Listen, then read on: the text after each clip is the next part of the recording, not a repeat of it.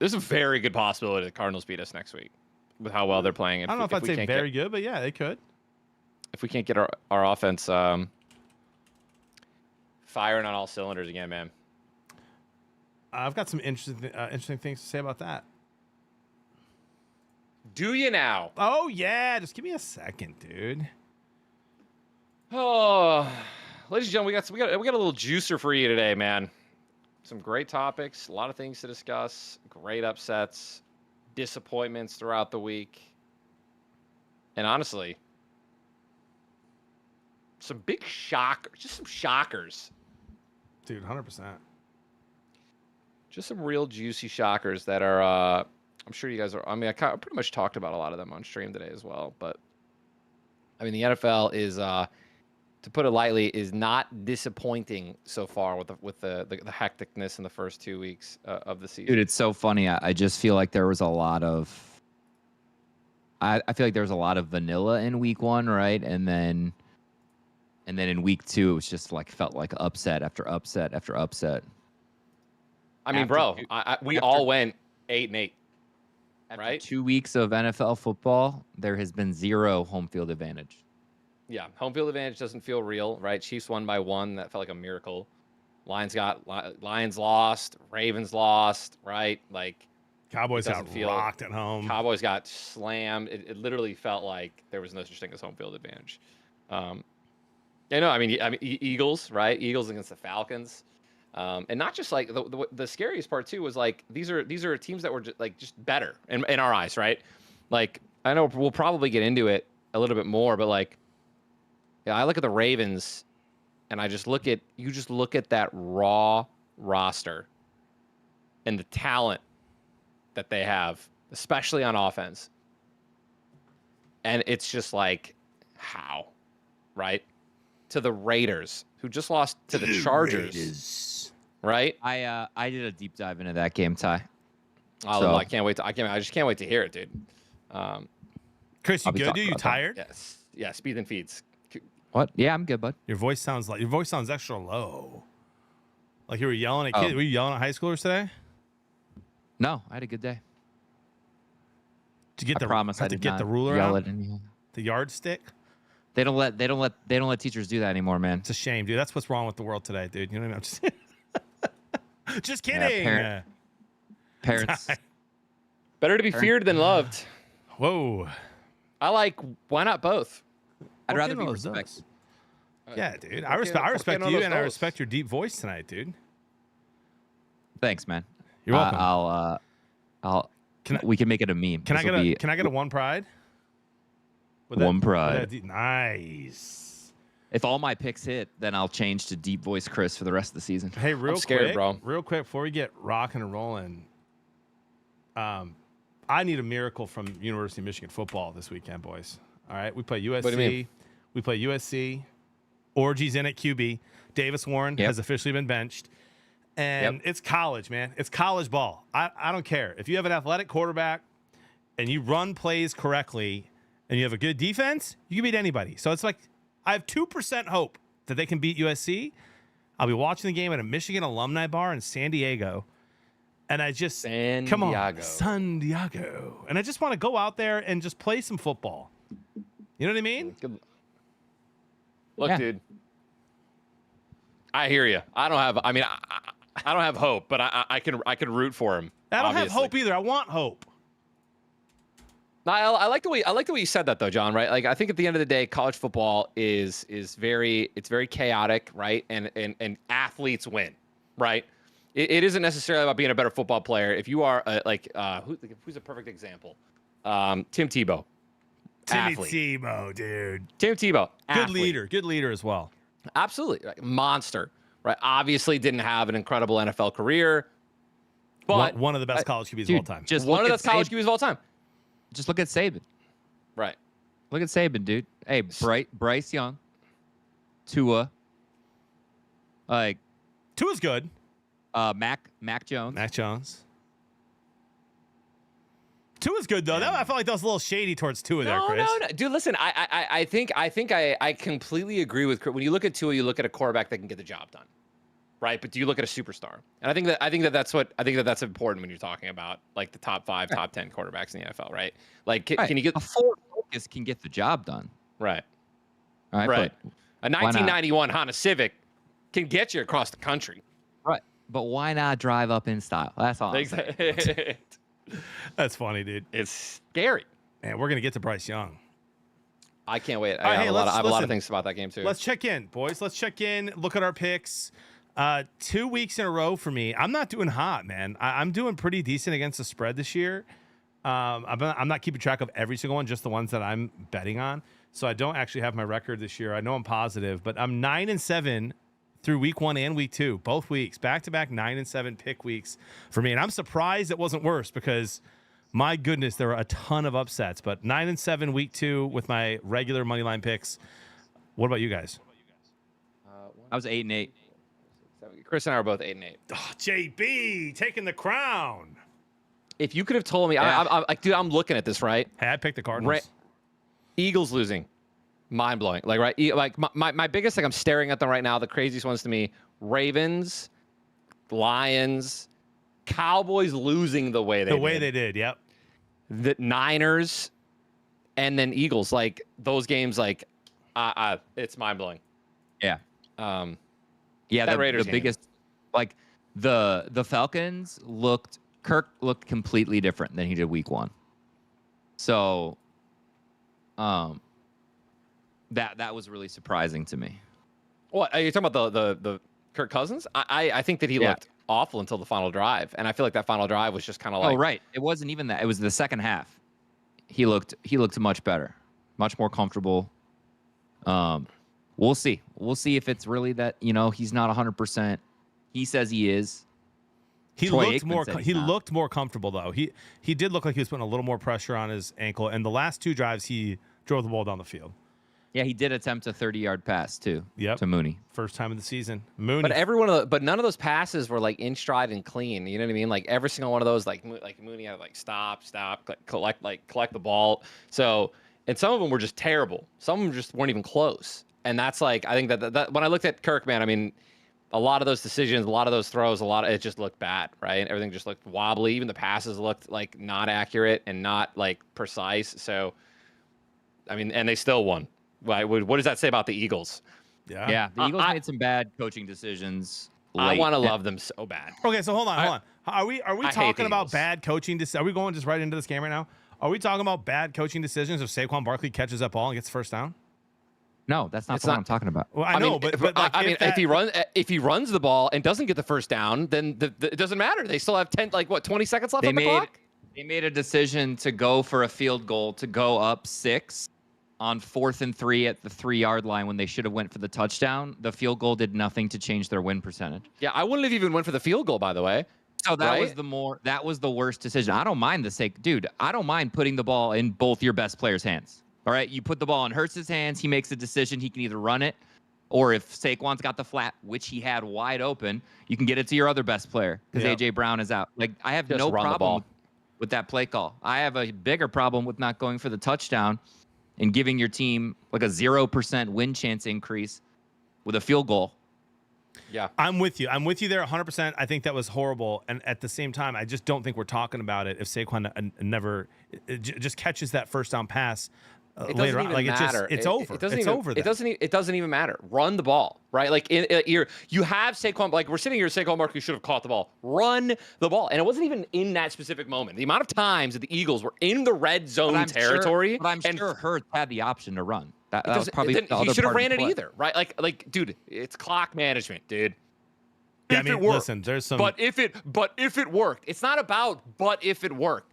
In that situation, they run the ball and get a yard, then they burn 40 seconds off the clock, push 2 yards, try to get in the end zone. If they don't, the Falcons have to go 99 yards with no timeouts and 20 seconds left on the clock. I'm just saying from a math standpoint, the other coaching decision was worse. That's all I'm saying. Yeah, I don't know. In general, in the red zone also, by the way, the amount of times that they just weren't feeding Saquon. Like, I was talking to my stream about this a lot. We're going to talk about fantasy nuggets. Dude, I hate Eagles lines, like for their players, player props for the Eagles. I hate it. I hate anytime touchdowns. you don't know who's going to get the ball on that team. Like, you don't, unless it's a Jalen Hurts anytime, right? Jalen Hurts is guaranteed at some point. It's like Saquon. I can't tell you how many times last year, too, by the way, that DeAndre Swift's touchdowns just got ripped from him, and they ended up just being, looks like it's time for a tush push. I still think they're in that mindset, right? Week 1, they looked great. I think everything was going right for them. Saquon was breaking out, getting incredible yards. They dominated. But this week, things kind of didn't go as planned, and their offense just looked like last year's. It looked like they didn't know what they were doing. Like, the amount of times they were in the red zone 5 yards away, and on, like, 1st and goal, 2nd and goal, 3rd and goal, they're throwing the ball 3 times in a row. Like, run the ball with Saquon Barkley. Look what he did for you week 1. Like, why are you guys trying to get cute? It's annoying. I love it. Hey, spoken like a man who lost a lot of money on the Eagles last year. and rightfully so. Like that, you're right. Last year, I lost $10,000 because I didn't win $10,000 because the Eagles lost. True, but that's neither here nor there, dude.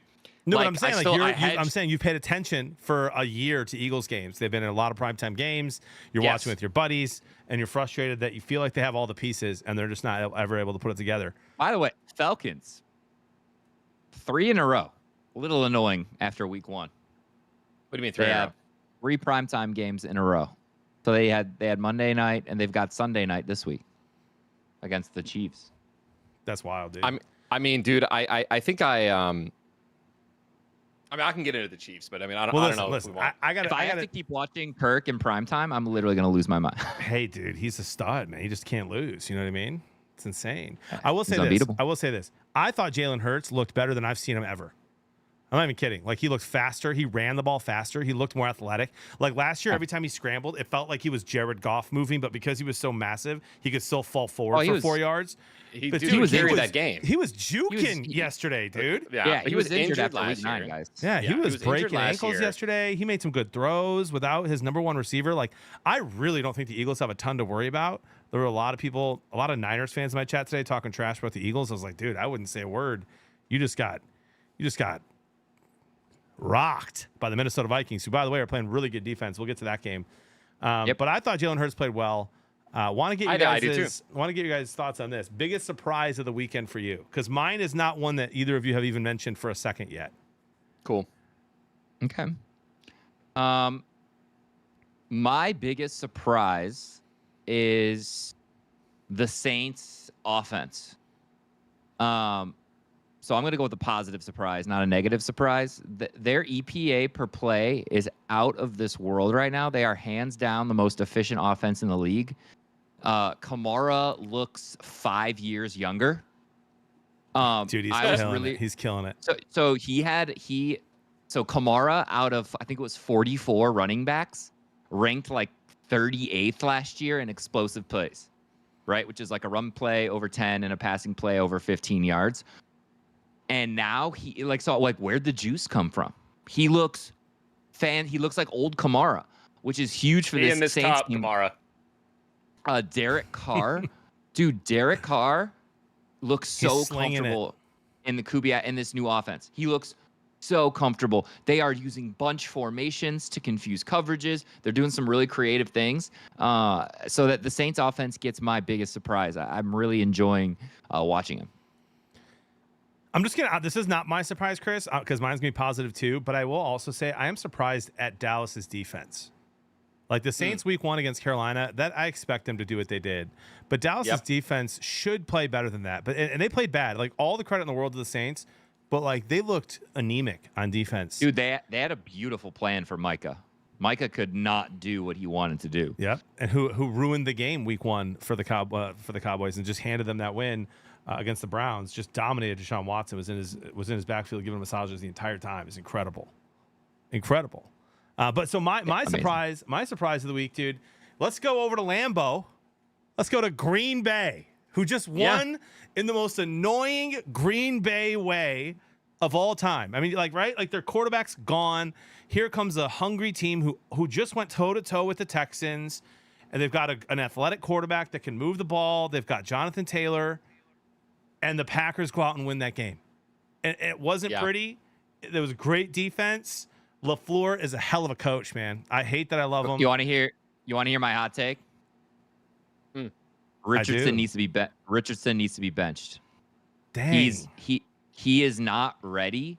And look, you can say, hey, game speed is going to get him more acclimated than if he sat behind people. But like when you look at the Packers' track record for developing quarterbacks while allowing their young players to sit and let the game slow down, the problem is he's just so electric that he can pop off. Like he can make every throw.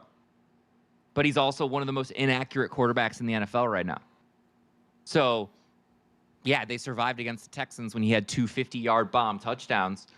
But he threw 3 interceptions against the Packers, and they weren't good interceptions. They were literally awful. Like, I could have intercepted him. Yeah, they were passes to the Packers, yeah.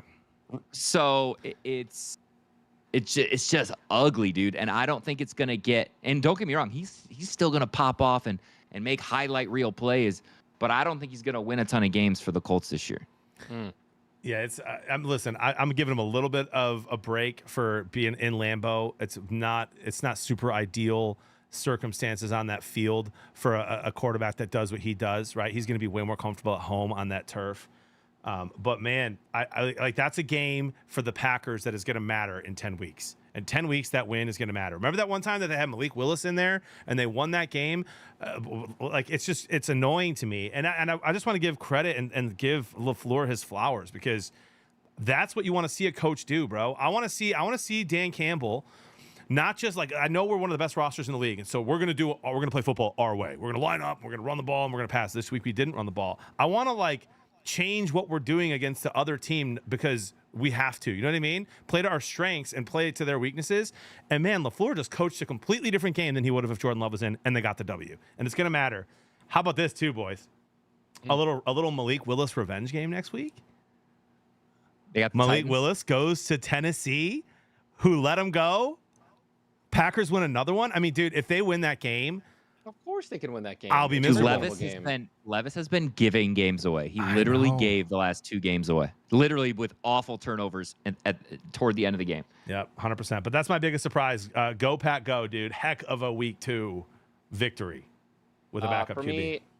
For me, it's got to be the Raiders win. The Raiders win over the Ravens. I mean, it's just, I don't know, man. Matchups, this, that, the other. I don't understand it. I don't get it. Like, you have so much talent, and you question the offense. I mean, I guess the Raiders. I'm just sleeping on the Raiders, right? I think that's what it is. I just need to watch. I need to watch that game from start to finish. I need to watch their Week 1 game from start to finish against the Chargers. I feel like I watched a lot of that Chargers game Week 1 when we were in that bar. And it's just astonishing to me. Like starting off 0-2, you only lost by, it was a pretty close game against the Chiefs, right? They were in it the entire time. Week 1 against Super Bowl team, and then you lose to the Raiders at home. How? Right? Make it make sense. With 123 more total yards. I mean, and that's kind of how we had. Yeah. That was us against the Bucs too, by the way, right? Yep. We had over like 100 I got a little segment for that when we hit one later. But yeah, Ty, that one was crazy. Yeah, that's one thing that I look at. Again, you look at it's kind of like what we did, John. Like when you just said about the Lions, right? You look at us, we have so much raw talent on that team. You think that we have a better roster than everyone else in the league, so it should equal a win. But like, I've been on Halo teams and I've been on professional teams, in competitively that it like 1v1, like, in individual BR battles, like we're like this player is better than this player, our sniper is better than their sniper, like our shot caller is better than their shot caller, like we're gonna destroy them, right? And then you get 3-0'd in a best of 5 series. Yep. And you're sitting there just like, what just happened? And at the end of the day, it comes down to, it always comes down to teamwork, and it comes down to, just chemistry. And I don't know, man. Like, again, I think in the sports world, it comes down to coaching and play calling. So, I mean, it's why we lost, right? We didn't run the ball nearly as much as we should have, which does make sense. You come up against an incredible win against the Rams in overtime, just ran the ball. I think we threw the ball maybe one time, 80 yards down the field, just hard running. What are we going to do next week? Let's Jared Goff throw 50 plus times. Let's have Jared Goff throw 50. What are we doing? Yeah. We have Jim. Do we have Jim? We have, and like we run with everyone. We run the ball with Amon-Ra St. Brown, so with little sweeps and trick plays, right? We run the ball with J-Mo Williams. We run the ball with Raymond. We run the ball with obviously Jameer and Montgomery. Like we have so many people that we pass the rock to. It's stunning to me that like we throw 50 times against the Bucs. It's frustrating. Yeah. Gardner Minshew, baby. Raider Magic. Brock Minshew Bowers. Magic. Hey, he beat the Ravens on the Colts last year too. Dude, there's Minshew owns the Ravens. Dude, I have an interesting take too, by the way, against the Raiders. So someone in my chat said that the Raiders next week they're playing against the Panthers. All right, and they said that the Raiders are like apparently horrible against quarterbacks that they've never played before. That is facts. They've also never beaten Andy Dalton. So and Andy Dalton is going to be is the Panthers. So hear me out, dude. I'm not joking when I say this. I think that the Panthers, in the most Panthers way, and like the Raiders in the most Raiders way, I think the Panthers actually win this game next week. I do. I can easily see it. You're giving the Panthers a dub. I'm not joking. Like one, maybe two. Like, dude, it's another thing too. Hear me out, chat. All right. As a professional Halo player who's hopped from team to team and sometimes been, I've been dropped right before a tournament, picked up by another pro team. Dude, there's like that magic.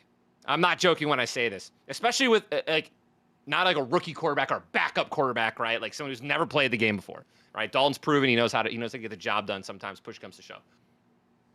There's something about that chemistry, that new team feeling when someone else takes the helm, dude, and everyone just kind of plays way better than they know. The honeymoon phase is a perfect way of saying it. They play way better than they're capable of playing, and they just. Dude, the Vikings had like 3 quarterbacks do that last year. 100%. I know. 100%. Yeah, literally. I don't know. I can see it, dude. Like Raiders 40, Panthers 10. Yeah, watch it. Listen, at the end of the day, guys, don't make any bets off of what we've been saying right now or what anyone's saying, because I would love to have known everyone's. I want to know like the top guys across the country who make predictions like this. I would love to have known their record right now into week 2. It's not good. The only people who are doing well right now, Tyler, are people who purposely bet underdogs because they have money to throw away. Those are the only people who are doing really well. They take 3 plus 200s and they parlay them all together and they put $100 on it to win $8,000, and it usually misses, but when it hits, you screenshot that and you post it on Twitter. Yeah, like most people are struggling. Go look. It's crazy. Look at it. There was people in my chat earlier. 9-7, garbage. I'm 6-10. like everyone, dude. It's crazy and it's fun. Yeah. But I don't think that's a crazy pick. Panthers money line's only plus 190. Yeah, it's close already, right? It's close enough, and I think that Andy Dalton, I truly do. I think that Bryce Young, what we saw what we've seen out of a lot of rookie quarterbacks this year coming out of college, it's different. It's a completely different game. And if you sound like you just aren't ready, look at Caleb Williams. We're literally getting a firsthand experience with Caleb Williams, what Bryce Young dealt with last year. Let's play a game, Ty. Let's do it. Let's play a game. Here's my bet. I'm betting, and I'm not even joking. And I'm betting you. So audience, I want you to answer in the chat and whatever chat you're hanging out with. Okay. I bet you two can get 3 of the bottom 5 off-target throwers. Okay. So go ahead. Each of you take a couple seconds. I want you to try and name. Define off-target throwers for our audience. So percent of throws off target, like missing the receiver. Okay. So who do you think are the 5 most inaccurate quarterbacks right now? And I bet you get 3 of them. Caleb Williams, Bryce Young, Kirk Cousins. Okay. That's Tyler's got 3 guesses. Hey, I got 1. Honestly, I'm just counting your guesses. I'm not saying what's right yet. Okay. I almost want to say, and I've heard Tyler have 3. Deshaun Watson. Okay. Ty's got 4 guesses. Don't look at your chat, but I want the chat. I'm not looking at mine. I'm looking right in your face, Chris. I'm looking at your beautiful eyes. All right. The Packers backup quarterback. I don't know. Is that Malik Willis? Yeah. All right. I'll go. John? I'll go Anthony Richardson. Ooh. Bryce Young. Caleb Williams. I mean, probably not enough data out there for the Miami guy. He only played like a quarter, so I'm not going to say him. Right. Correct. They have to have. I like Deshaun Watson and Dak. Okay. You guys ready? Yep. 28. So the 5th worst, or the best of the 5. Justin Herbert, 22% off target. Wow. Okay. 29. Deshaun Watson at 25% off target. 30th quarterback, Anthony Richardson. A quarter of his throws, 25% are off target. Let's go. Wow. 31, Bryce Young. Yep. 26% off target. Is Dak 32 worse? Caleb Williams. Out of 32, the worst. Caleb Williams, 29% off target. Wow. Where's Dak? Because I thought he was having a rough one after last week. Imagine every 4 plays, one of them is just like, it's not even going to get to the guy. I only screenshotted the bottom 5, John, so I'd have to go back and do some more research. But. Okay. Wow, that's scary, interesting, bro. Chris. I like that stat. I like that little nugget. Isn't that crazy? It is. And you know what's crazy? A lot of people are saying Goff. In my chat, we're saying Goff and Dak. I mean, dude, here's the thing. We're going to get to that Goff thing, but you just look. Jeremy put a whole thing together, Pride of Detroit, whole article today. Go look it up. He's at Pride of Detroit on Twitter if you want to go look at it, chat. When Jared Goff has a clean pocket, he's one of the best quarterbacks in the league. Very accurate, very efficient, gets the ball out fast. When he's not, he's one of the worst. And he's getting no time. He's getting no time. We have one of the best O-lines, if not the best O-line in the league. That and is pass not protection. The takeaway from the article, John. Not great. What's the takeaway? So Jeremy did write a great article. I also read it, Pride of Detroit. And the takeaway was he is the same as he's always been under pressure. He is way worse with a clean pocket this year. Nah, so he hasn't really had a clean pocket. And the play, I disagree, bro. Then play calling. Then play calling comes into God, play. You didn't read the whole article. I did read the whole article. Through 2 games, he is way worse with a clean pocket. That was the takeaway of the article. That's the difference between last year. That is your takeaway. There's only been 2 games. I think my takeaway is that I don't know, John. I don't care. My takeaway is that the play calling is atrocious. I'm scared. And we need to fix it. It's not. Defenses are scheming really well against us, and I've got analysis for later. You better analyze us down to 12 wins. Thank you. I'm scared. All right. I think that we should have blown out the Rams week 1. I think that we should have blown out the Bucks week 2. And the fact that we are 1-1 currently, and Goff is already. I know it's 2 weeks in, and I have a solid feeling that he is gonna ball out against the Cardinals. I do have a feeling it's gonna. I mean, that's what I'm saying. How many times last year? I mean, dude, it was all me and Kurt were talking about, right? We were always constantly just saying, like, dude, we're worried Goff might not be the guy for the Lions.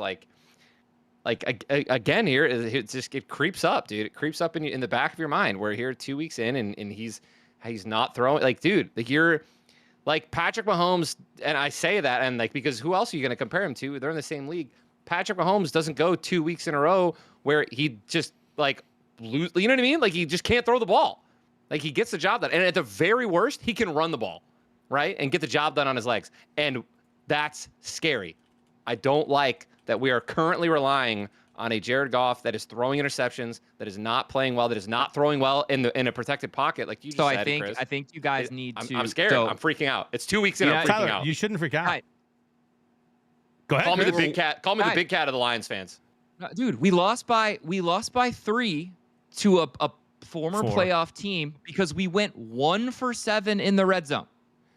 We kept getting there. Our defense looks phenomenal. I'm not worried. I think we're gonna clean it up. I'm terrified. Goff, you're right. The touchdown to interception ratio, that has to stop. But even with all the interceptions he's thrown, we still should have won. We just keep killing ourselves in the red zone.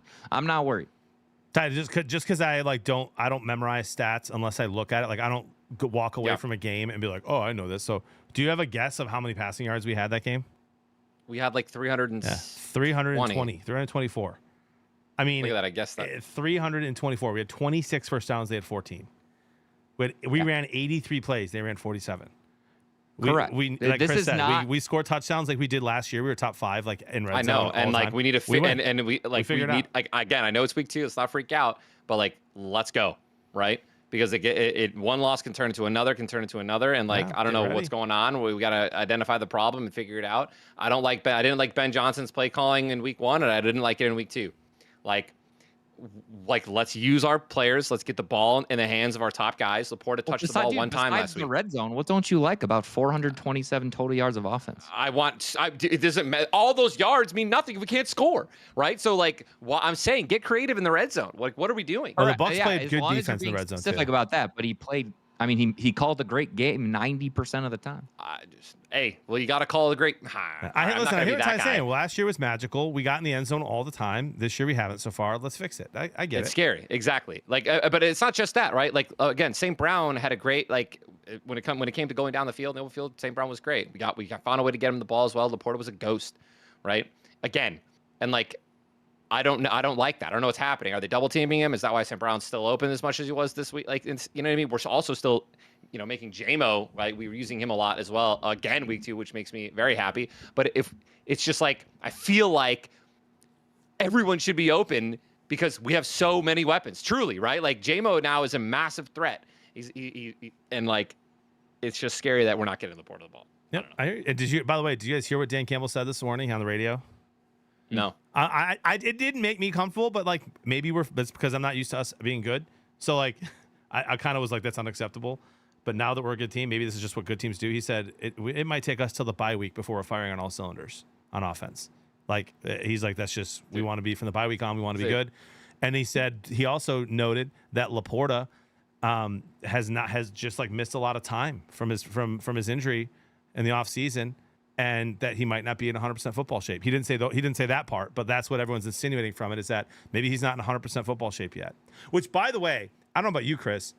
Everyone who came into our chat in the last 3 months, is Laporta going to be good? All of us said, yeah, he's going to be fine, but we would never draft him in the 3rd or 4th round of a fantasy draft. Right. We're never going tight end there. It doesn't matter.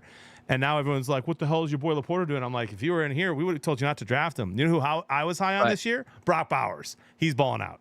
There's not a single league where I have Kelsey or Laporta. Same. That counts. I drafted Laporta in one. Kelsey's been a ghost too, bro. I feel terrible for people that drafted Kelsey. But I literally said that on the show, yeah, John. I knew that Kelsey wasn't going to duplicate. We knew that they were. You could clip what I said, and I said I'm not drafting either of these two. There's no value in those picks. Yep. Way too early. Now here's the thing. Little sunshine for you guys. Now we do not relish or celebrate injuries around the league. We hope everyone gets healthy. It is a scary time right now. It feels, I do think every year we say this. Every year we're like the injuries seem worse, but this year it just feels like superstar after superstar's going down. I screen grabbed one earlier. I'm going to speed read through this, and there might be more. This is from like 12 hours ago. Jordan Love, MCL 3 to 4 weeks. Tua, concussion, limited, likely out for multiple weeks. McCaffrey, he's on IR. He just got put on IR. Tua, IR? Yep. Tua, IR. McCaffrey, IR. Pacheco, IR. Kenneth Walker, likely out multiple weeks. Spears, to be determined, ankle. Mostert, chest, out week 2. Mixon, to be determined, out, ankle. Puka Nacua, IR. Cooper Kupp, any news? Couple weeks, I thought on Twitter. Yeah, it's looking bad. Looking bad. Keenan Allen, still not in. Hollywood Brown, IR. T. Higgins, week to week. A.J. Brown, out week 2. I haven't heard anything about him today. Yeah, he's a couple weeks, he said. Jordan Addison, high ankle, like he got multiple weeks. Josh Downs, preseason injury. Evan Ingram, out week 2. He got hurt in warm-ups, I'm pretty sure. Chris, you're the one who texted everyone that. Thanks for that heads up, by the way. I was in the car, so got to Ty's house and immediately made that change. IR is injury report, right? Injury reserve. Injury reserve. Yep, injury reserve. Yep. Njoku, likely out multiple weeks. High ankle. Jake Ferguson. Yeah, Njoku's been out since the beginning. Sorry. Yep. Jake Ferguson, out week 2, questionable week 3. And Taysom Hill, chest to be determined. Yeah. Hey, GG, bro. I mean, we have none of our guys on that list, thank God. But my goodness, like St. Brown was out multiple times that game. Dude, he'll be. I don't know. I think he's going to be day to day too. I don't know if he plays this week. I'm so curious, dude. Like, and Debo out too now. Yeah, I mean, we're not professionals. We're not doctors. We can't get into it. I'm assuming that all these players are doing their absolute best to make sure that they are as nimble and as in shape and as prepared and as flexible as possible to make sure that these injuries aren't happening within their control, right?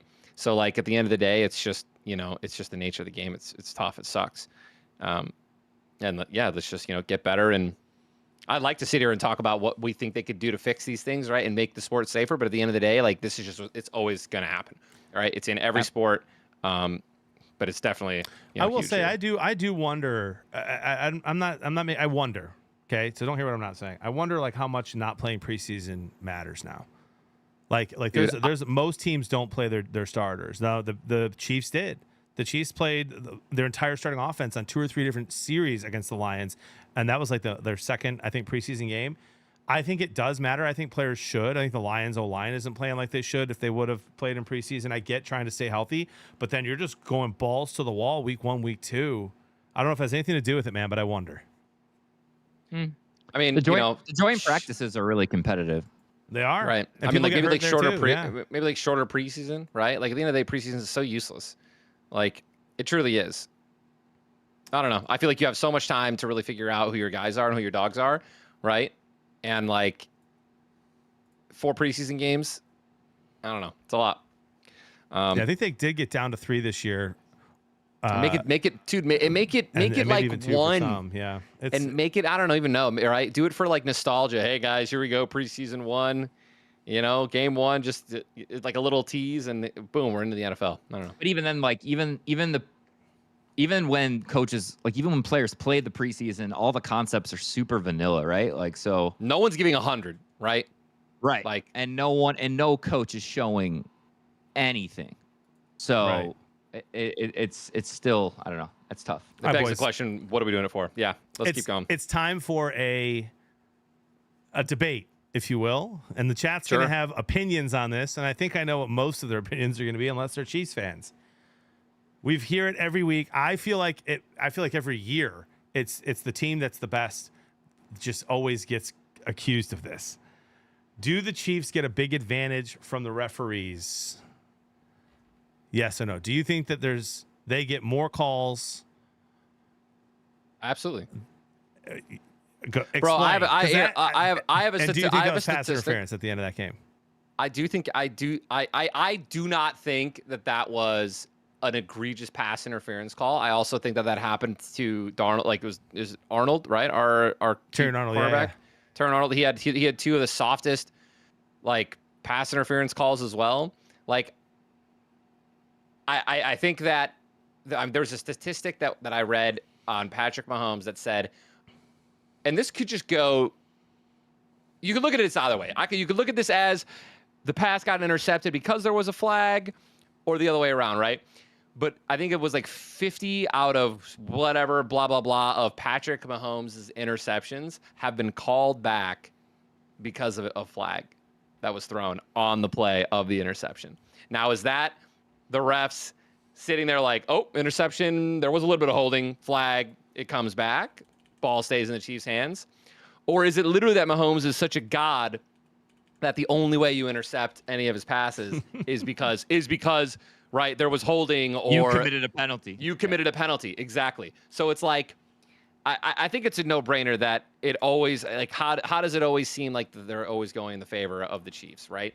So maybe they're taught well, right? Maybe it's Andy Reid teaching them how to be, I don't know, like how to sell. You know what I mean? Like you're kind of playing the game. The refs are a part of the game, whether you like it or not, and you got to play the game, right? So maybe the Chiefs are just better at playing the game. It also makes sense. I will say that 4th and 16 call was on purpose a bomb down the field with a hope of a PI. That was 100% why you don't have to go. That's what Aaron Rodgers did to us all the time. You don't have to throw it 50 yards down the field on 4th and 16. You have Mahomes. He could scramble and run that. We've seen him do it on 4th down and long. He could throw it over the middle to Kelsey. I mean, but he chucked it and PI happened. Chris, what were you going to say?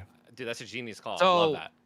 Like, I love how Ty's going correlation versus causation. Like, he's actually thinking about both sides. I don't think that the Chiefs get special treatment. I pulled the data from Warren Sharp's ref analysis, which is super fun, by the way, guys. It's definitely worth the read. He goes through each reffing crew and like what they tend to call more and their splits between home and away teams. So here's Alex Kemp. Okay, here's Alex Kemp's stats, the reffing crew, the leader of the crew who reffed the Chiefs game. Home teams are 47, 50, and 1 against the spread in Kemp's entire career. So they have a slight disadvantage. Divisional home teams are 14 and 18 on the money line when he is reffing. So the away team tends to win when he's reffing, which in this case was the Bengals. Okay? They're 13 and 19 against the spread. He is 16 and 16, completely even in divisional game totals for his entire career, including 2-2 last year. Okay? I love that. This guy is right down the middle, right? There I was looking through his data. There are ref splits with a 65% home field advantage, meaning they almost always give more calls to the home team. This guy's not that guy. That's brutal. 65%. So I think it has to do with these guys are human. I think it has to do with the crew. And I think, like John said, it is super easy when everyone wants to beat the Chiefs. I think it's really easy for your brain to fill in holes that might not be there. So my thought is no, that they don't get special treatment. Yeah, I actually am gonna say no as well, and I'm glad that neither of you said this. I did see someone in the chat say it, but this is what I was gonna say. I just think that good teams make you pay when you mess up. Say that too. They make you pay. Like you get a PI call against your team, and the Chiefs get a first down. They're gonna score because they're good, and they're gonna. I mean, the Packers. I always thought the Packers got call after call after call. And you're like, man, no, they just capped. Like, if it was 4th and 10 and we went off sides and it was 4th and 5 and they decided to go for it instead of punt it and they got it, I'm still blaming the ref for a bad, offsides call when it's just the Packers are really good at making you pay for it. It's been a long time since I blamed the refs for a game. Take me back to Dallas last year. He reported as eligible. Go Lions. Even that was like the Lions could have done a lot more that came to win. But man, and then I'll go a step further, boys. I don't think that Mahomes is like the whiniest player in the league either. I just think he's on prime time all the time, and just like Rodgers, just like every prime time QB. Burrow too, a couple years ago on his Super Bowl run, always like the camera's on him after there's no call, and they're like, it's just what you do is what everyone does, and because they're on primetime more, you see it more. I don't think he's a whiner. I don't think the refs always bail out the Chiefs. I just think good teams find ways to win and take advantage of those calls when they happen. Wow, look at the three of us basically agreeing. Although, Ty, you did say that you think that some flag that the Chiefs get a little I thought that the interception callback because of a flag statistic, I think is interesting. That is very interesting. I agree. I think it's very interesting. And again, you could correlate it with the interception happened because of the flag or because of the actual penalty that was committed. And there's definitely a correlation there. So maybe the stat was just rigged in general. I guarantee you that the majority of people's interceptions probably happened were probably also because of a flag or penalty that got called back. But I don't know. It's interesting, dude. I think I really agree with you, JB, on that fact, right? Like, the better teams win. Better teams will win, and when you give them more opportunities to win by giving up stupid penalties, right? Like, they're going to find more ways to win. And I think that's why the Chiefs are just so dominant, right? You can't give them any. You can't give them anything. Yeah, 100%, dude. All right, let's go to Carolina, dude. After 2 weeks, Bryce Young is benched. Get him out. What are your thoughts on this? He gets the right call. Is it just because their whole team is bad? Is he done? Is the experiment over? Because boys, they're likely going to have the #1 pick next year, and Ewers from Texas is going to be ready to rock and roll and lead a team. He can ball. What do you think here? Dude, I don't think I like it. I like it. I mean, even if that means he ends up going behind some, like at the end, like he has the talent, right? He showed it in college, and can he study behind somebody and like be lucky enough to be like Jordan Love and get behind someone like Aaron Rodgers and learn before he gets thrown to the wolves, right? Like where you have grown men who are trying to earn millions of dollars and feed their families, 6'5", 300-pound pure muscle dudes coming after you. Like some people just can't do it right away, right? Like some QBs just can't. You can't Stroud it, right? You can't be a Strouder. And, or a Mahomes. No, who can do that is someone like Patrick Mahomes. So I like it. I mean, are they going to draft another QB? I think you said it yourself, JB. It's a lot easier to get worse than it is to get better at drafting quarterbacks. But yeah, I think it's clearly like, stop screwing him, right? Like, I don't know if they're doing this to protect him. I don't know if they're doing this because they have an intention of him studying behind Dalton. And then they're going to keep him. Like, I don't know why they're doing it, but I hope it's for good reasons, right? To protect this guy from getting his ass handed to him day in and day out, and actually, I don't know, get someone out there who knows what they're doing. I have two thoughts about this. Okay, my first thought is good on Canales and the entire Panthers organization. They can't even, the way he's playing quarterback right now, they can't even assess the talent on their roster. Right. They don't know how good these receivers are, right? Deontay Johnson, who they picked up in free agency, Xavier Leggett, who they drafted. Like, There's no way to tell because Bryce Young is playing so bad. So good on them for all being okay. Like, hey, we're just not going to go down with the ship. We're going to try something new. I love that's it. That's my it first. Can't get worse. You're already losing. My second point is, man, that might be the worst play. That might be worse than the Deshaun Watson contract. If this is really Bryce Young, if he's not him, think about what they gave away. All the first-round picks, Brian Burns, DJ Moore, like Christian McCaffrey. They had so much talent. Oh, my God. Like, I think it is. I think it's worse than the Deshaun Watson deal. Holy bejesus. That's my thoughts. And they could have had CJ Stroud. Oof, don't even say that. I mean, I'm serious. Like, think about that, dude. You're just driving the dagger in. I mean, they could have had CJ Stroud. It's crazy. I mean, you can't play that game. We can play that game because we can. But like, if you're the if you're the GM of the Panthers, you can't sit there and be like, we could have drafted this guy, because you'll never sleep at night, right? Dude. So what they have to do, John, is they have to figure out how they can advance moving forward and win, right? With the roster that they have, with the picks that they have. So like, let's not play the, oh my God, you could have had Mahomes, because I think Andy Dalton is he's a veteran quarterback, dude. Like, Chris, again, I'm excited. Yeah, let's see. I'm gonna watch that Panthers game. I'm really excited to see what their offense can do with a brand new QB. I can't wait. Yep, I want to see too. I want to see what those receivers look like. Thielen, Leggett, and Johnson with the new quarterback. Let's see. I mean, guys, I don't listen. I just want to reach out like a branch, an olive branch, something. I just want to hold a Panthers fan, because what do you do? I mean, what do you do? Your owner, like, you need to sell the team. This is bad. Look at they had Baker Mayfield and Sam Darnold. Look at them right now. Yeah. I mean, look at them right now. How deep does this go? You let McCaffrey go? He's the best player in the league. Like, it's nuts. It's bad. They're going to absolutely shred the Raiders, though. Am I right? I really do think. Listen to me, dude. Hear me out. I'm kidding. Listen, this is going to be my Cardinals pick of week 1, where I thought the Cardinals could beat the Bills, and they almost did. I'm looking at this, dude. I'm looking at the Panthers going into the Raiders. The Raiders are coming off hot. They feel great, right? They just beat the Ravens. They're feeling incredible. They lost to the Chargers 2 weeks ago. Okay, and I could see it. I could see the Panthers defense maybe doing something, because the Raiders offense isn't spectacular, and I can see just Dalton just red rocket, dude. Chargers 2-0, Ty. Good for them, man. Again, like I always want to say, guys, like, all viewers out there, I got so many people. Well, how does it feel that the Vikings are 2-0 in your division? How does it feel to be in the bottom of your division? Listen, dude, I'm not out there playing, okay, and I want everyone to be doing well. I want good football. So I'm happy for teams that are, dude, I'm happy for Vikings fans right now. 2-0. You guys just took out the Niners. I hate the Niners. I don't hate the Niners. I hate that they beat us.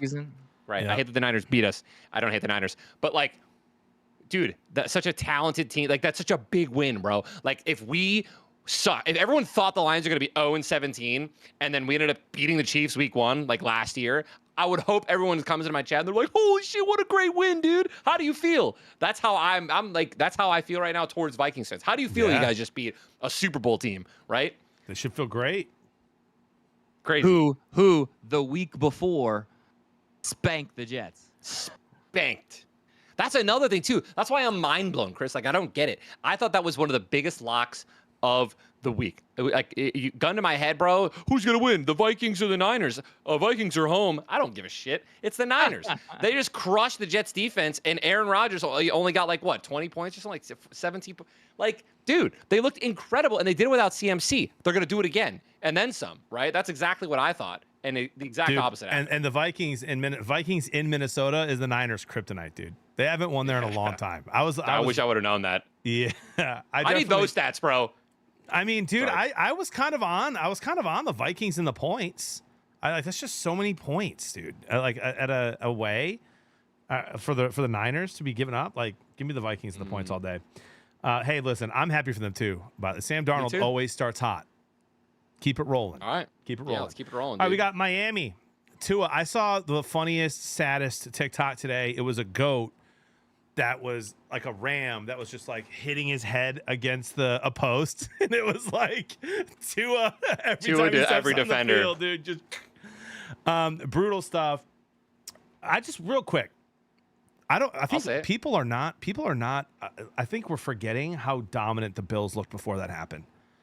Everything's being that game is being overshadowed because of Tua's injury. No, the Dolphins, the Bills, they dominated the Dolphins in every single facet of that game, and we're all talking about Tua instead. The Bills are for real. Mm-hmm. I mean, who's their number one receiver? Shakir, Coleman. I mean, Coleman had like nothing the other day. They're finding ways to Coleman win. Didn't even have a catch against the Dolphins. Yeah, it's amazing. And so credit to the Bills. They're 2-0, and they've got a hard schedule coming up here. But what should Miami be doing at QB? Tua says he's not retiring. It's going to be at least Tannehill. IR, you said, Chris, right? So a couple of weeks here. IR, and Tannehill said he still wants a shot to play the whole season. So he said he's not going to be a Band-Aid anywhere. So it's not going to be Tannehill yet. I'm telling you, bro. Yeah, like, I don't know. I mean, they have the authority to do whatever they want, right? Like Miami. They are the 2-0 or 0-2 team that I'm the most worried about. Oh, no, wait, they beat the Jags. They beat the Jags. They're 1-1. I would bench Tua, man. I would bench him. Like for you can't. You just paid him so much money. I mean, human life, bro. I don't know how to explain it, man. I think that if you're sitting, if he is cleared by medical professionals and chooses to step on that field, they are going to play him. They are. I don't like that, dude. So what do you guys? So Ty, obviously you don't think they should do that, but what do you think they should do at QB? I don't care. Pick up someone. Trade for someone, dude. He seized up again. I saw it from a different angle. The second he hit, it didn't even look like that tough of a hit, bro. And he was like, "It's not, dude. It's over. It is over, bro. It's not good. It is over. It's over. Like, I don't care. Like for your. I don't know if he's married, girlfriend, boyfriend, kids. He's got a family, I think. And Mike McDaniel said to him after the game, he said, like, you're the quarterback of your family, man. Remember that. Yeah, dude. Like he needs to start thinking. He needs to start thinking about dude. Like he got paid, bro. Like you have money, and unless you blew it all, like you can easily invest that and be comfortable for the rest of your life. And then also, by the way, just like look what happens, man. Like, dude, Tua was a great quarterback, right? And he seems like he has a good personality. It has never been easier for a professional football player to take a step back from being a professional football player and then get into the NFL and make some money, right? And make some real money somewhere else as a commentator, as he doesn't even need to do that. He just got paid.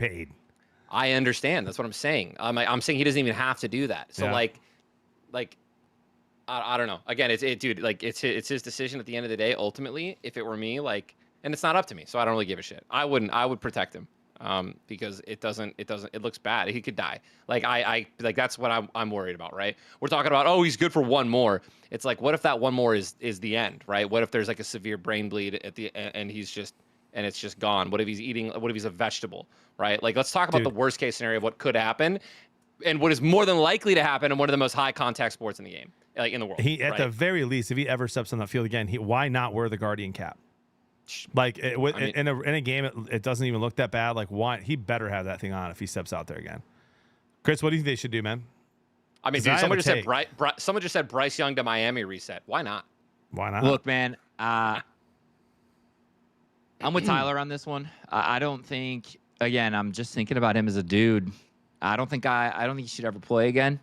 It's so tough, dude, to see some of the personality changes in these guys that take these hits over and over again, even into their 40s. Like, people start, reporting irritability. There's been NFL suicides from former players. I don't know. Yeah, man. There's the whole concussion. The movie I'm just really worried about him. So I don't know. If I were them, I'd sign Tannehill and I'd shut him down. But that's just me.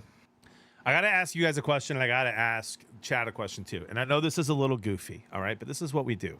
All right, we get to be ourselves. It's the Blevins Pro Sports Show. It's our damn show. So I get to do this.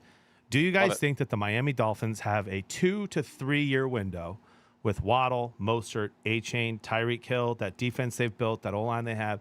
Do you think they're trying to win a Super Bowl in the next 2 to 3 years?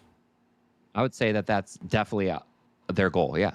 Like not a 5-year process. Like they think that they have the roster within the next few years to win now. They thought that the second they signed Tyreek Hill. Okay. Yeah. Hear me out. And I know this is crazy. I'm dead serious. Puka Nakua's out for a long time. Cooper Kupp likely out for a long time. The Rams are 0-2. The Rams are 0-2. They got their Super Bowl already. Stafford has 1, 2, maybe 3 years left. Why don't you? I'm dead serious. Why don't you go to LA, who has a lot of young talent, and say, hey, we're going to give you some picks. Give us Matthew Stafford, and let's go get one more, huh, Staff? Why not? Who says no? I love it. I mean, why not? I'm dead serious, dude. He's got no one to throw the ball to right now. He's not getting any younger, and the Dolphins want to win one. The Rams have a lot of talent. They can find out who their quarterback of the future is going to be. I mean, I think that would be a sick play. I really do. I think it's a win-win. And if it happens, always looking out for Stafford, JB. It's my boy. Get him one more. Get him. Let's go beat him in the Super Bowl, huh? Yeah. Can you imagine him one, slinging the ball, though? Can you imagine him slinging the ball to Tyreek Hill and Jalen Waddle? Tyreek and Waddle. Oh, my God. Get me out. A no-looker to Tyreek Hill, I'd lose my mind. It'd break the internet. Yeah. Go get it. Go get it, Dolphins. Figure it out. Tua hopefully stays healthy and just makes the right call, whatever that is. All right, guys. We already kind of talked about this, so we probably don't need to do it again. But I just want to say about the Lions game, dude. I'm fine. I just really want pass protection to be there, and I really want to not get too cute. So who's to blame for the Lions was my question to you guys. I want the O-line to pass protect. I want to run the ball, and I want Jared Goff to take care of the football. Yeah. I mean, I want to run the ball down their throats, dude. We have an absolute tank in Montgomery. I mean, I think even last year we ran the ball with Laporta once or twice, like just like in the fullback position. Like it comes down to getting the ball in your talent's hands. And if Goff can't do it throwing it right now consistently, at least in the red zone, whatever, like let's get creative with the run game. We've shown, and like we've shown that we can do it. We've shown that we can get super creative and just run those plays. You know what I mean? I don't know, dude. I feel like last week was like watching the Eagles in the red zone last night. It's like run the ball. They threw it. Okay. Here, like run the ball. It's okay. You're still super close. Just run the ball. Through it. Like run the ball. Like you're like our offensive line is better. We will get the yards. Like and we just don't. It's frustrating, dude. Yeah. No, it is. I think we spent enough time on the Lions, but I agree. Too. The offense just needs to play better. We're going to be fine, and I love the way our defense looks right now, carrying us. All right, before we get into week 3, I want to ask you one more question about week 2. What team that started 0-2 do you have the most confidence in going forward? Ooh, this was the nugget I was going to drop. Yeah. Drop it. So Ravens. Yeah. The Ravens are my 0-2 team that I'm the least worried about. So if you go back and watch their game film from that Raiders game, going into the fourth quarter, they're up 23-13. They're up 10 points. Okay? Their defense makes some bad plays. Okay? They literally cannot stop Gardner Minshew and Devontae Adams. Brock Bowers had, I think, 9 catches for over 90 yards. They score. The Ravens get the ball. Okay? Have a decent chance to convert. False start Derrick Henry. They miss punt. Okay? Raiders ball. Right? Then their second to last chance to end the game. Another. Just mental mistake on the offense. Okay? So I think they're going to clean that up. I think Jim Harbaugh is a very good coach. Okay? And here's what, you guys ready for this? Here's my hot take. Okay? Let me just Google it real quick so I make sure I'm not lying because I know they play the Cowboys. Okay, ready? They got Cowboys, Bills, Bengals. The Ravens are their next 3 games. Here's what I'll say. If they win 2 of those, okay, I think they could still be the class of the AFC. If they drop 2 of those, put them on watch. Yeah. I love that. I mean, I'm right there with Chris. I think that obviously compared to every other 0-2 team, there's no one that has the talent like the Ravens, right? To be in the Super Bowl, and to just make it, right? So yeah, if they can eke out 2 wins in the next 3 weeks, I think the Ravens are going to be just fine, guys. Isn't it amazing though? Steelers 2-0, Browns 1-1, Bengals, Ravens both 0-2. Dude, the Steelers to me are like really scary. They have 1 touchdown and they have 2 wins. And like, by the way, I don't know, this is like the lowest amount of touchdowns I think ever in the history of the NFL passing in the first two games. It's awful. These games we're seeing 20-point games and field goals alone. It's crazy. Even that Falcons Eagles game last night as well, right? If Devontae Smith didn't clutch up and catch that pass from Jalen, like, you know, guys, it would have been off. Joking. The Chargers Steelers game might be 9-6. Yeah, no, I can see that, dude. And then like the over I think is like 36. I'd take the under if it was at 32.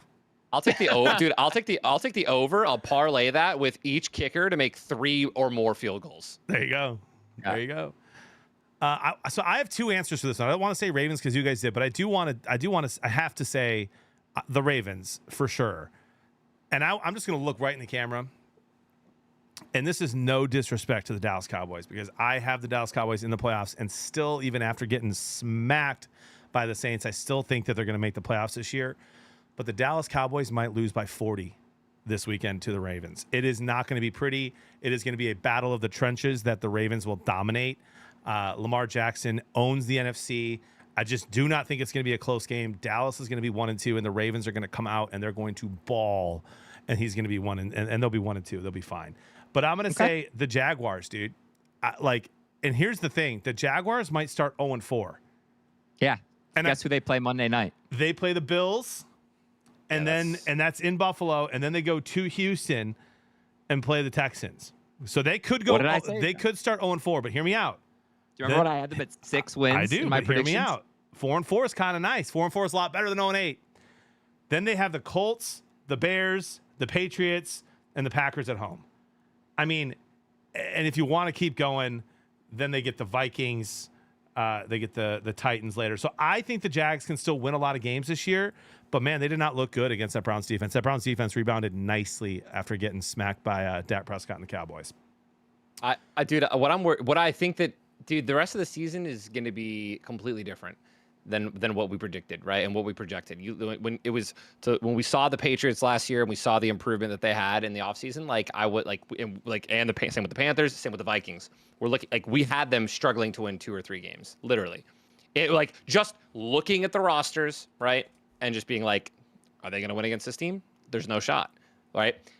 It is now all my picks are completely on their head, right? I'm not going what teams look like last year. I'm going what they look like the last 2 weeks. Yep, smart. And every team has proven that they can win already against good teams, against great teams. Like I'm going to struggle with every Raiders pick for the rest of this year until they start to show a pattern of what we thought and predicted them to be. Same thing with the Patriots, and a bunch of other teams, right? I think that there's like 3 or 4 teams that I'm comfortable right now really betting against. And that's like the Panthers still being, and by the way, again, it's the Panthers, but not this week, personally. Literally not the Giants, Panthers, not really the Chargers, the Broncos right now, right? I love the Bucks against the Broncos right now. Anyway, sorry. You're chilling. All right, let's move to week 3. How about let's go fantasy? Let's not say fantasy for last this time. Any fantasy advice? There's a million injuries. I mean, some of you just need to like log out of your fantasy account. I saw some screenshots today of people who every single player's hurt. Your season's over. Just don't trade anyone and don't cheat. I'm screwed, bro. Fantasy advice going into week 3. Okay, I need a miracle. John is absolutely right, guys. So a lot of injuries. Let's start with some top waiver wire picks for you guys, especially if you just lost like a Deebo Samuel. Dude, so many people, right? AJ Cooper Brown, Cooper Kupp, right? John already listed all the injuries. So available in like over 50%, right? Available in leagues. Okay. You got Carson Steele and P. Ryan from the Chiefs. Now, I'm not saying that this is going to be a good pickup. I think Steele gets more red zone work, like touchdowns, in that Chiefs offense. So I think he's worth a flyer. Cam Akers, if Joe Mixon can't go, Cam Akers would be a really sneaky play on that Texans offense to just plug your bleeding team for a week. If you can get Cam Akers, I still think Kareem Hunt is not worth a pickup this year, especially if you're in a super competitive league. I'm just, again, even if all the talk, here's my favorite stash. You guys ready for this? Dude had 2 touchdowns this weekend. Braylon Allen, right? Now, you cannot start him on the Jets. You cannot start him with Breece Hall there. But this is one of those guys where if anything happens to Breece Hall, you've got yourself a starting running back. Like, you've got yourself a top 20 running back. If Braylon Allen, if anything happens to Breece Hall. And then just a couple receivers I want you guys to pay attention to, just some fun ones. Quentin Johnston is available in 93% of leagues. Okay, I know we can't rely on the Chargers to throw the ball a ton, but he's getting a lot of red zone looks, which is what you like to see. He scored again, I think, week 2. And then, obviously, Stafford's guys, Demarcus Robinson and Jordan Whittington are both worth looking into if you need some receiver help and you're really struggling. And then just some other things I want to point out for people that own certain players. George Kittle's splits are amazing when Deebo Samuel doesn't play. He is he is a top 3 tight end for me from now on until Deebo comes back. So, in fact, I would even say if you have 2 tight ends and Kittle pops off this week, you might even be able to use him as trade bait to upgrade your roster. Sell high, you know what I'm saying? Yeah. You want some proof of that? Go watch the documentary Wide Receiver. They follow Deebo and Kittle, and Deebo gets hurt multiple times last season, and Kittle eats. Yeah, so the splits are really good on that. And I had one more who I really liked, but yeah. Oh, and then just James Cook, because I mentioned this to you guys in the text, but I just wanted to, I love what he just did, but he had 3 touchdowns all of last year. He just had 3 in one game. In that offense, I just don't know how repeatable those games are going to be, right? He got a 50-yard touchdown. He got a 14-yard end around on 4th down. I think only one of them was a goal line carry. So just temper expectations, and let's see how Cooks does. But I still think he's the top 10 running back this year. Love it. I've got one, Chris. Great stuff. You had a couple that I was going to suggest, so I'm not even going to double down on that. Great job. But I will say, if you're in a league that has 12 or more teams in it, and you're not super deep at wide receiver, I think Tim Patrick on the Lions is going to get a lot of touches this year. A lot. You saw him after week 1. You saw him week 2 just get in there and get a little crazy. He made some great catches. Goff likes him. A lot of Denver fans were in my chat today that were just like, dude, we just hope that you guys can give him the chance he deserves. He's a great receiver. Don't start him. I'm not saying start him yet, but if you need some help and you can make some room for him on your bench, I think that he has potential to pop off. Ty, any fancy stuff from you, dude? No, I'm getting shit on. By what? I'm just getting rocked, bro. I'm with injuries. Oh, in fantasy football. I thought you meant right now, literally. I was like, what is Chad saying to you? No. And then Dell is such a letdown these first 2 weeks. Dude, I will say this. I can add to what John and Tyler just said. There are a lot of mouths to feed in Houston and Detroit. It is going to be very hard on a week-by-week basis to predict between Laporta, Gibbs, Montgomery, St. Brown, and now JMO has emerged. It's going to be very difficult to predict who pops off. Same with Houston. Mixon. You got Schultz. You got Dell. You have Diggs. You have Nico, right? So just a lot of mouths to feed. So just something to think about, guys. It's not going to be easy to predict those weeks. Yep. I lost by point. I lost every game. I lost by 0.16 in one league and 3 points. Or no, sorry, 0.6 in the other. I lost by 0.6 in both leagues. Brutal. And by the way, that was with that was with Tank Dell having me 1.8 points in one league. And he dropped a pass too. So yep. And then Kyle Pitts with 5 points last night. How are you making roster moves already? Don't worry about me, bro. And then Bijan Robinson dropped 15. Yeah, I'm dropping randoms, dude. I'm so sad, bro. I'm so sad. By the way, Mike Williams bet looking real good. Dak Prescott 12 points. Get out. Dude, Dak, even Josh Allen this week. No one is throwing touchdowns, and it's triggering me. Derek Right? Unless they're Carr going is. against me. Unless they're going. Yeah, I have Carr. I have Carr. He's on my bench in one of my leagues. On my bench. Anyways. Oh, that's the other thing I wanted to say. I think Rashid Shaheed has cemented himself. I think he finishes top 25. You've really got to consider, unless you have a really deep team, starting him in your flex every week. Yeah. Hey, by the way, Mr. Notorious here says Alec Pierce went 3 catches for 125 and a TD for 21.5 in week 1. And then week 2 went 5 catches for 56 yards and a TD for 16.6 points week 2. I mean, yeah. Who was that? Alex Pierce on the Colts. On my stats, it says Pierce is rostered over a certain amount, so I don't mention him. Yep. But That's yeah, wild, Pierce would be a great pickup. If Pierce is there, grab him. Yep. All right, let's go into week 3. We're going to look at some of the games. Not all the games, guys. We don't have time to go through every single game, but we're going to give you, we'll chat about some of the biggest games happening. Let me actually pull up the odds right here on my computer instead of looking at my phone. I got my phone up. I'm ready to go. Live odds. Let's go gambling.